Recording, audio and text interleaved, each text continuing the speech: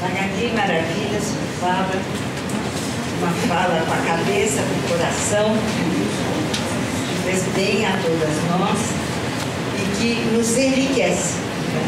Exatamente o que nós precisamos para cada vez ter mais força para enfrentar a direita que se consolidou no poder no final do ano. O que eu achei muito interessante, tudo que você falou, mas eu gostaria de destacar alguns pontos. Você destacou que havia uma discussão, as pessoas diziam hoje é direita, hoje a palavra direita, a palavra esquerda, não quer dizer muito, não é? Muitos pensadores diziam isso. De repente nós estamos vivendo uma realidade que nos mostra que a direita existe sim, ela é muito clara e mais do que isso, ela se assume como direita e se orgulha de ser direita. Né? Isso é realmente terrível. Mas é o que nós temos aqui, nesse momento. Né? É nesse lugar em que nós estamos, é neste lugar de brasileiras feministas, muitas negras populares, muitas transexuais, muitas lésbicas, é que nós, neste lugar de um país que está sob o poder da direita, que detém inclusive as armas, que uma das falas é: vamos ampliar a possibilidade de se matar com os policiais mataram. Todos nessa política, quem é o alvo preferencial dos policiais aqui nas nossas grandes cidades. A Magali ressaltou que a nossa luta e a nossa revolução é muito pensar no cotidiano das pessoas. E eu acho isso interessante, porque nós, quando pensamos em revolução e em luta, somos levados a pensar na Revolução Francesa, na Revolução Russa.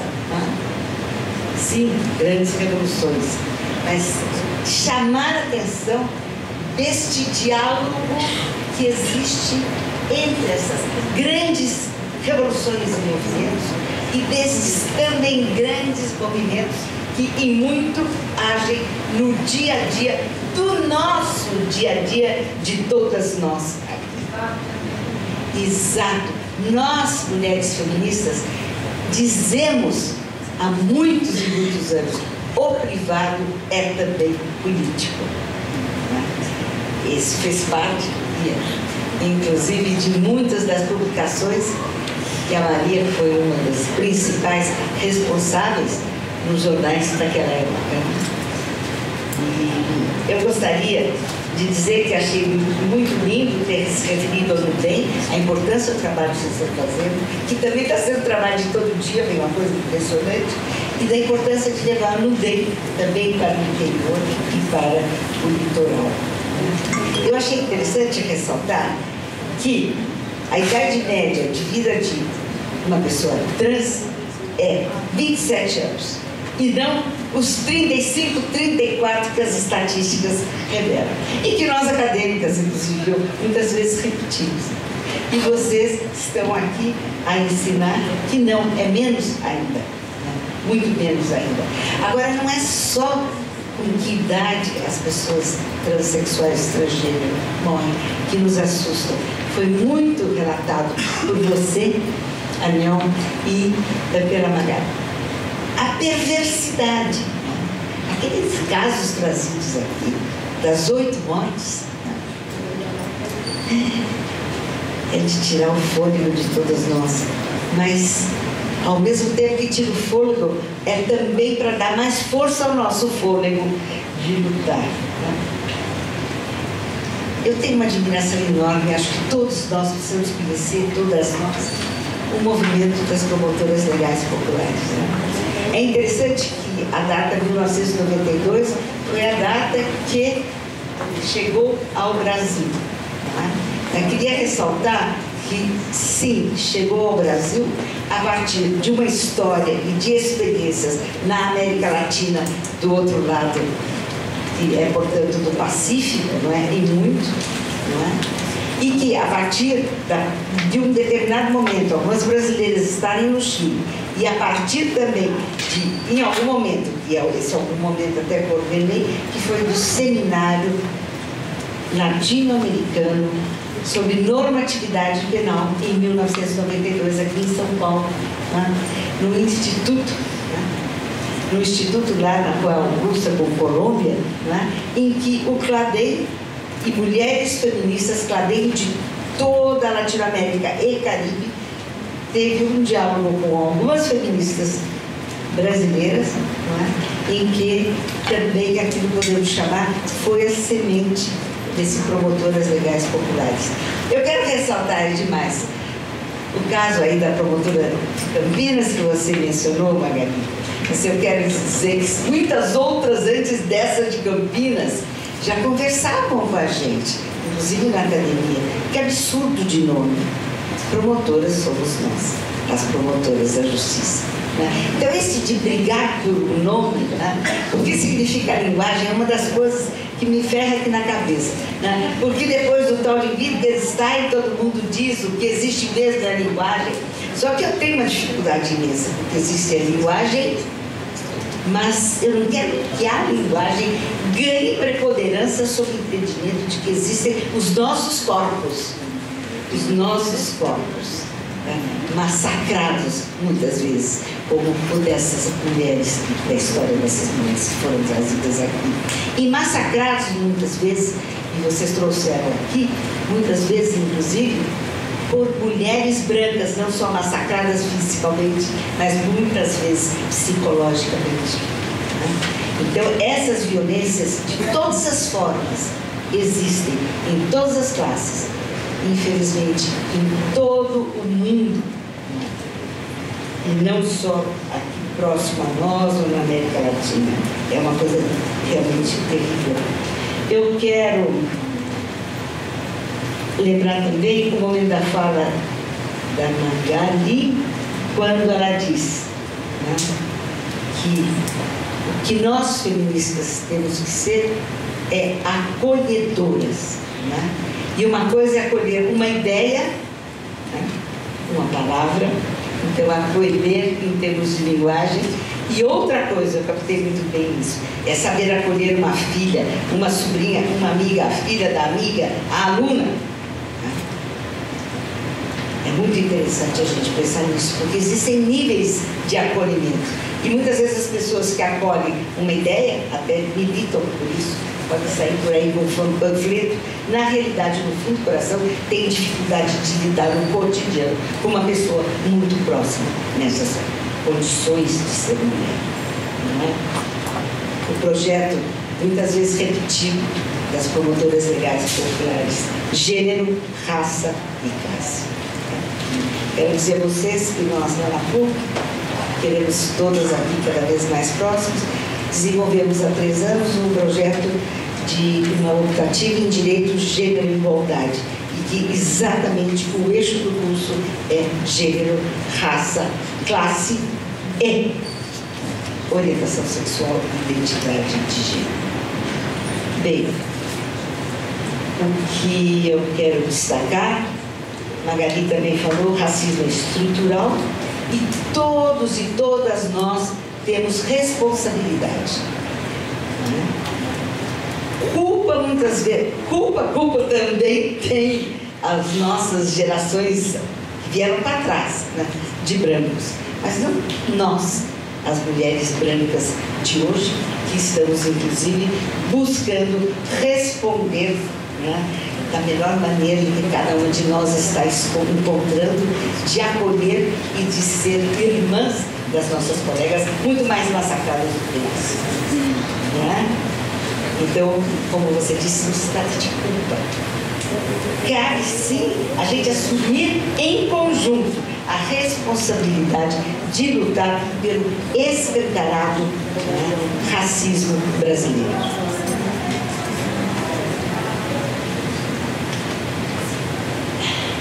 Podemos não estar na história, disse a mulher, mas construímos essa história.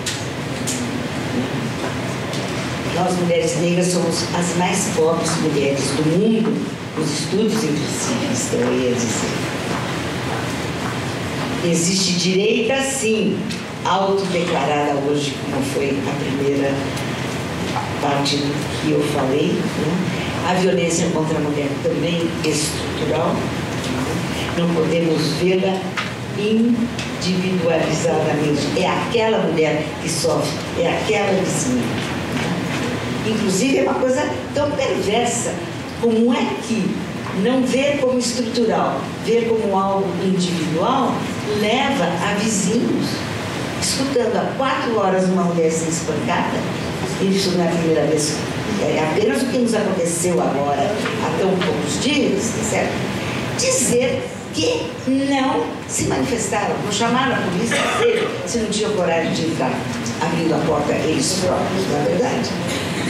Isso realmente é um escândalo. Eu acho que a gente precisa buscar realmente gritar ao mundo do escândalo que é essa expressão em briga de marido e mulher, não se mete a colher. A gente não pode só dar risada dessa expressão. A gente tem que mostrar que isso é uma perversidade. Isto é a negação de assumirmos essa violência como a mulher, como estrutural. Não é verdade? Eu vou ficar por aqui. Eu quero dizer que precisamos ter muitos mais momentos como estes.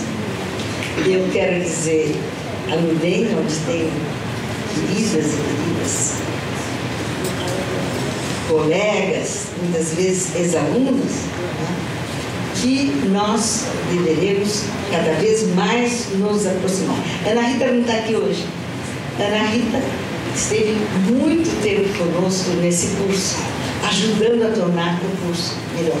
Então eu quero dizer que esse curso da optativa da PUC, né, está aberto a vocês cada vez mais se aproximarem da gente para torná-lo ainda mais efetivo, ainda mais melhor, não posso falar, ainda melhor, né? Porque realmente é um curso interseccional. E a gente mais do que entende que não basta trazer Kimberly Crenshaw, Angela Davis, Conceição Evaristo de suas maravilhas, como a história da Ponciá, né? Não basta. Nós precisamos que vocês estejam lá conosco, certo? Mulheres negras. Nós temos outros eixos presentes, mas precisamos ter mais próximos mulheres negras, porque eu não me considero a voz para dar aula sobre juventude. O máximo que eu posso fazer é criar o espaço, sugerir leituras e ter vocês para discutir as leituras trazidas, indicadas por nós. Então, realmente é um espaço aberto a todas vocês, as que falaram aqui, as que ainda não se manifestaram. Mais uma vez, parabéns a todas e obrigada por ter me dado essa oportunidade de estar aqui presente.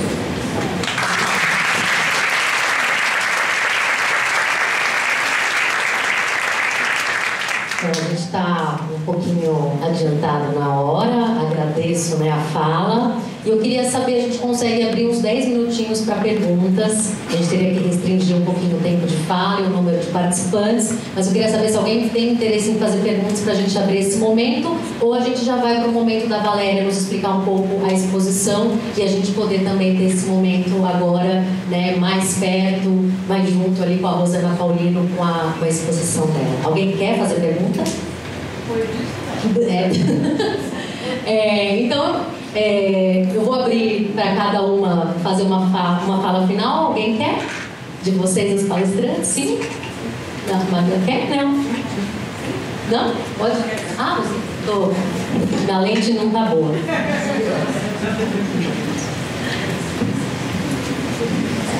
Eu acho também importante a gente não esquecer outras mulheres que construíram. Porque parece que o marxismo andou solto, ele é desafiante, né? Eliette era uma e é de uma leitura muito fácil, recomendo, extremamente crítica ao marxismo machista, né?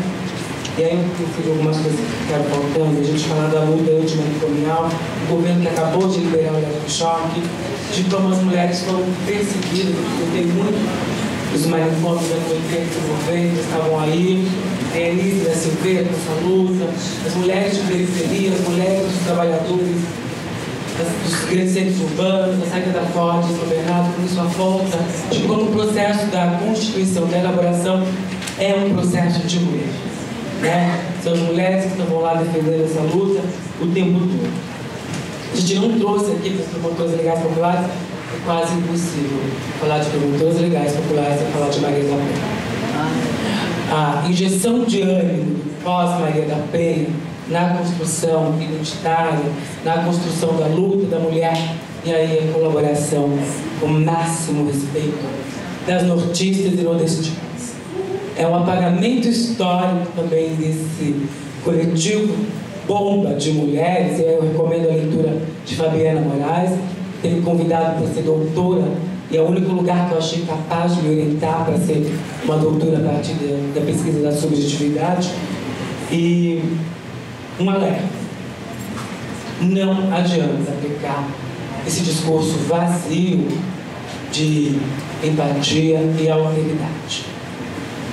As mulheres, é preciso entender especificidade, as diferenças e a manutenção das desigualdades a partir do privilégio. O privilégio não pode ser confundido com direito. Direito à casa, à moradia, à vida, direito à saúde, isso é obrigação de Estado. Nós fazemos parte de Estado. Política é novamente resgatar o princípio de Aristóteles e dizer que política é o bem para a humanidade. A gente tem falado de esquerda e direita, mas uma esquerda que num processo de governo de coalizão negociou pautas da gente. Eu tenho me perguntado, e eu volto no encontro com Sueli Carneiro nos anos 70 e 80, que ela dizia: entre a esquerda e a direita eu continuo mulher, negra, ameríndia e transgênera. A esquerda não está se discutindo. Então a gente não vai ter um avanço histórico se a esquerda não se rever. Eu repito, eu preciso a mulher negra ser executada.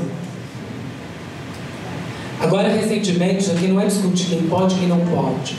Eu trouxe a situação de uma mulher que tem o seu coração arrancado e substituído por uma santa. Mas um parlamentar de esquerda, com o máximo respeito à trajetória de Jean Willis, tem privilégios que essa mulher não tem. Ele pode deixar o país. No dia 29 de março, o pessoal fez um chamado de apoio ao Jean Willis. O pessoal só esqueceu que era o Dia Nacional de Visibilidade de Luta das Pessoas Trans. A gente está discutindo privilégio. E eu entendo que não vai ter empatia e alteridade, porque nós, aqui recebemos condições, não somos humanos. Não adianta dizer estamos juntas, porque não estamos. Eu sei, é assustador. Vai levar um tempo, eu vou chegar lá. Mas se a gente quiser falar de feminismo, é falar de um feminismo que não estava codificado. E aí é a única coisa que eu tenho dito às PLPs, todo o meu trabalho de apresentação aqui só existe por conta das PLPs da Vila Nova Cachoeirinha, meu máximo respeito. E a gente precisa entender uma outra coisa, que quando elas dizem feministas radicais com 19 anos, desculpa, né, querida? Ela nunca teve a cara esfregada no chão ou teve que levantar depois que o policial pisou na tua cara. O que é ser mulher? É o que a Angela Davis tem questionado.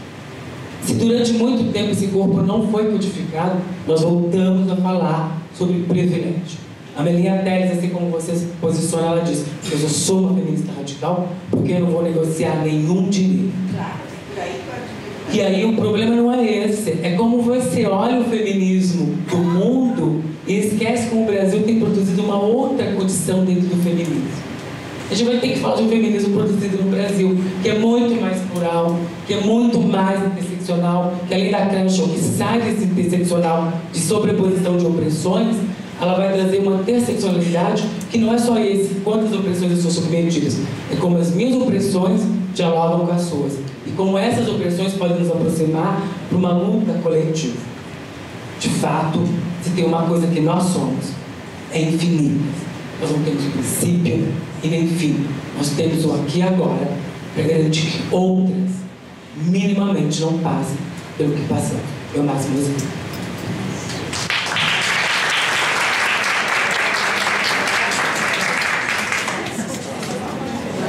Então eu chamo agora a Valéria Piccoli, que é curadora, chefe da Pinacoteca e curadora da exposição A Costura da Memória, Rosana Paulino. Por favor, seja bem-vinda. Obrigada.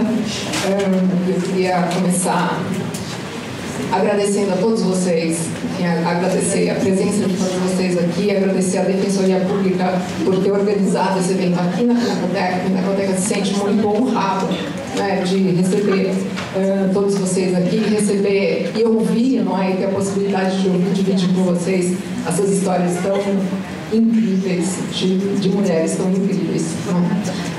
De nossa parte, a gente tenta fazer, ou tenta dar alguma colaboração para esse debate. Eu acho que o ano passado, para a gente, foi um ano bastante importante nesse sentido, né, de abrir espaço para dar visibilidade para várias artistas mulheres que, assim, artistas que foram um pouco apagadas da história, não é? E artistas que até agora não tinham tido o devido espaço para apreciação da sua poética e da sua atuação até política, né? Até da atuação política do seu trabalho no sistema de arte, enfim, estruturado aqui na cidade de São Paulo. E eu acho que esse é o caso, por exemplo, da Rosana Paulino, que é uma artista que já tem uma trajetória de quase 30 anos e uma artista que nunca tinha tido uma exposição institucional, uma artista que, de certa forma, permaneceu um pouco à margem do sistema de arte, no sentido de ter sido, de alguma forma, colocada numa espécie de gueto, assim, de uma artista... de uma artista afrodescendente, de uma artista negra que foi, então, que não foi incorporada devidamente enfim, ou teve seu trabalho reconhecido devidamente pelo sistema de arte, não é? E a gente teve então o prazer de desenvolver esse projeto com a Rosana. E o resultado é essa exposição A Costura da Memória, que está sendo apresentada agora, e é uma sorte que esse evento tenha acontecido justamente na última semana da exposição, para dar tempo de vocês todas visitarem a exposição e tomarem contato, assim, acredito que muitas de vocês já conheçam, mas e tomar contato mais aprofundado com o trabalho e com a poética da Rosana, né? E justamente um trabalho que nasce de uma reflexão sobre o racismo estrutural do Brasil, do qual vocês agora mesmo estavam falando, e que nasce de uma reflexão do que, afinal, é ser uma mulher negra no Brasil, não é? É um trabalho que ela começa a desenvolver quando ainda é estudante, né, na ECA, na USP, na Escola de Comunicações e Artes, quando a Rosana se sente absolutamente um peixe fora d'água, não é? Assistindo, assim, eu me lembro de das muitas conversas, muitas visitas que eu fiz ao ateliê dela no desenvolvimento desse projeto, de ela me contando, de ela assistindo, por exemplo, as aulas de História da Arte na universidade, e ela olhava todos aqueles artistas e pensava, mas o que isso tem a ver comigo, né? O que, afinal, isso... Né, o que isso significa na minha vida, né? E justamente essa falta de identificação dela com o que se ensinava na universidade, esse desligamento do que era a vida real dela com a vida intelectual dentro da universidade, é que de alguma forma acende, né, o trabalho e a poética da Rosana. E o primeiro trabalho dela, ou o primeiro trabalho dela que ganha destaque, né, que projeta o nome dela, enfim, que começa a projetar, ela ainda era recém-saída da universidade, é um trabalho que, ainda bem, hoje pertence à coleção da Pinacoteca, e é o primeiro trabalho que vocês veem quando entram na exposição, que é A Parede da Memória. E é justamente uma série, um trabalho que é constituído de uma série de pequenos patuás, né? Onde ela imprime fotos da família dela, fotos de álbum de família, e costura esses patuás todos à mão, né? E forma uma grande parede, assim, que fala justamente da invisibilidade, né? Todos esses parentes da família dela, essa genealogia olhando para você e te questionando, bom, afinal vocês me enxergam? Né? Quer dizer, esse é o sentido do trabalho. Né? E aí ela já indica vários elementos que vão fazer parte da poética dela. Eu estou... Vamos tentar isso. E aí já se revela, então, vários elementos que vão fazer parte do trabalho da Rosana, da trajetória toda dela, que é o uso, enfim, da costura, né, que é uma coisa que evoca muito esse universo do feminino, da transmissão de mãe para filha, de uma vida íntima, também dessa tecnologia, enfim, que ela desenvolve de transferir imagens para tecidos, imprimir em vários suportes diferentes. E também dessa história pessoal, né? Porque todo o trabalho da Rosana nasce desse impulso de uma história, ou de quase que um testemunho, né, da vida pessoal que ecoa para um universo muito maior do que só a trajetória dela. A partir daí vocês vão ver, eu gostaria que vocês prestassem atenção também num trabalho que é um trabalho de início de carreira, mas um trabalho muito contundente da Rosana, que é a série Bastidores, né, e que são bastidores de bordado, onde tem imagens também de mulheres da família dela impressas, onde ela faz uma costura, que na verdade é quase uma sutura, né, na garganta, na boca, nos olhos desses personagens, justamente indicando essa incapacidade, essa falta de voz, a falta dessa sociedade que impede a expressão dessas mulheres. E a exposição, então, está organizada em cima dessa história mais autobiográfica da Rosana, de um interesse que a Rosana tem desde o início da vida dela. Ela sempre me contou que quando ela prestou vestibular, ela prestou vestibular para biologia e para artes plásticas, né? Porque o interesse dela pela ciência sempre foi uma coisa muito marcante. E o trabalho, esse interesse pela ciência, pela vida em transformação, pela estrutura dos animais, leva a Rosana a construir uma metáfora muito potente, que é um trabalho que está na sala à esquerda da entrada, que é uma instalação chamada Tecelãs, em que você vê uma espécie de uma metáfora, assim, uma mulher que é também um casulo, um animal saindo de um casulo, né? Uma mulher que arrebenta aquilo que constrange de alguma forma os seus movimentos e ganha uma nova vida, né? E na última sala da exposição, mais especificamente, a Rosana vai falar sobre o racismo estrutural, sobre como a ciência justificou a escravidão, justificou uma visão pejorativa da população negra, e aí ela vai encarar esse assunto mais diretamente, lidando com toda essa iconografia que vem do século XIX, dos livros de ciências, né, dos estudos de proporção de corpo humano, como tudo isso contribuiu para essa visão pejorativa com relação aos povos africanos. E também um trabalho que eu gostaria muito que vocês prestassem atenção é o último trabalho da exposição, que se chama Assentamento, em que ela usa uma fotografia, que é uma fotografia científica do século XIX, do corpo de uma mulher negra, nua, que é fotografado de frente, de costas e de lado. A fotografia, na verdade, é desse tamanho, mas ela amplia na proporção do corpo dela. E essa ampliação é feita em partes, de modo que, para recompor esse corpo, ela costura essas partes, ela restitui para essa mulher que foi arrancada do seu lugar contra a sua força e forçada a trabalhar em algo que ela não queria, não é?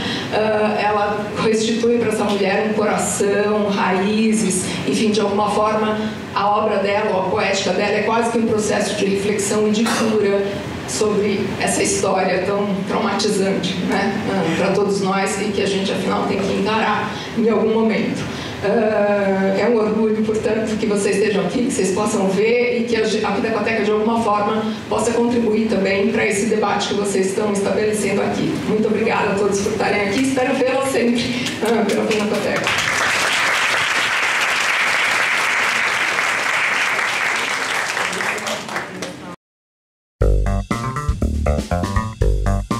Música